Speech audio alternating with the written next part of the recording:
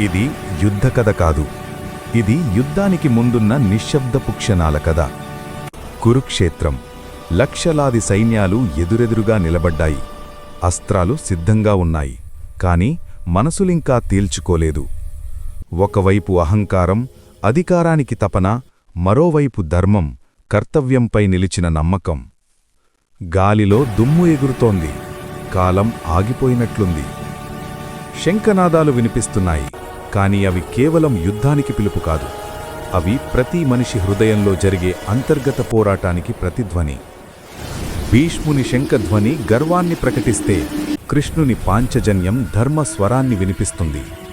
ఇంకా బాణాలు ఎగరలేదు, ఇంకా రక్తం చిందలేదు, కాని నిర్ణయం తీసుకునే క్షణం దగ్గరైంది. ఇక్కడే, యుద్ధానికి ముందే జ్ఞానం మొదలవుతుంది. ఇక్కడే మొదలవుతుంది భగవద్గీత. కురుక్షేత్రంలో కాదు, మన మనస్సుల్లో మొదలైన యుద్ధ కథ.